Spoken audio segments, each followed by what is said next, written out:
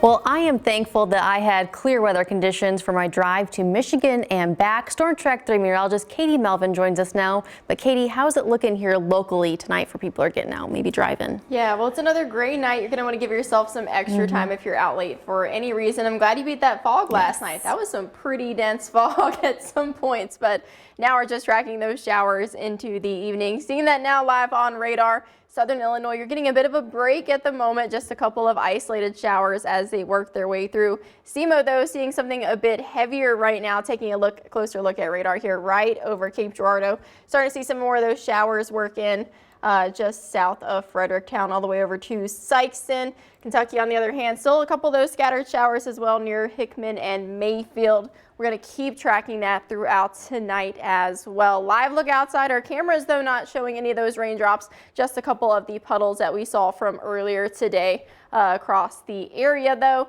Still pretty wet out there tonight, and it's going to continue that way until the early morning hours of tomorrow. So keep an eye on these showers overnight tonight, but it is pretty warm out there. We're somewhere in the 40s and 50s, 59 in Union City, but then a 10-degree difference as we travel up to Marion at 49 right now, 48 in Mount Vernon and Carmi. So a pretty chilly night, at least for some of us, but overall, really not too bad. We're going to stay pretty warm overall, tipping or bringing back up into those mid-50s.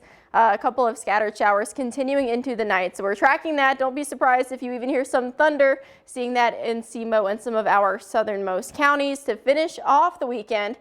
Those showers lingering into the early morning hours. Gusty conditions, though, in place. We do have a wind advisory for part of our region. And then Monday, those skies are finally clearing and giving us a quick break before the next system comes through. Tracking this low that's off to our west right now, continuing to lift over the region, bringing us that chance of rain. Not only the chance of rain tonight, but then once the low passes, we'll get that wraparound rain in the morning. That's what we're tracking in the early morning hours. But again, most of tomorrow will be dry, so if you have any plans on Sunday, that is some good news. Temperatures in the 50s right now, some of us down into the 40s. Tracking the showers as they continue to move through, pretty heavy over the Carmi area by 1 a.m. And then you can really see even the rotation of that wrapping of the rain as it makes its way through, also making it pretty windy in the early morning hours. Seeing some heavy rain there on Mount Vernon, finishing tomorrow with a lot of clouds. The good news is, again, if you have any plans tomorrow evening, afternoon, you should be good to go. We have warm conditions and we're finally starting to dry out some.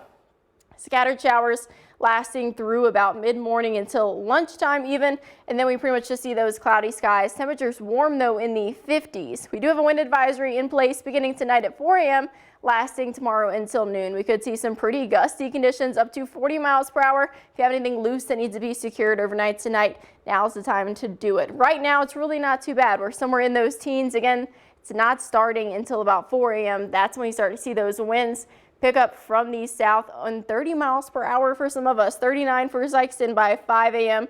You can even see that low right there where the winds are really spinning in, starting to get pretty high there off over SEMO at times. By tomorrow morning, still tracking those winds. So even though we're drying out, we're still tracking some pretty gusty conditions into the afternoon and evening, even 20 miles per hour lasting around 5 o'clock. Great to have the Storm Track 3 app because we're already tracking that next chance of rain into the region. A couple of lingering showers into the early morning on Sunday. Quick break on Monday where that next system comes in Tuesday evening. Tuesday might be a quick day we're going to want to watch. A couple showers are expected, maybe even a storm or two. Maybe just keep your eye on Tuesday. A couple of those showers lingering into Wednesday, but it is a pretty warm forecast. We're going to be in the 50s and 60s. Well, when I was in Michigan, there was still snow on the ground, so I will go ahead and take those 60s. Sounds good to me. Thanks, Katie.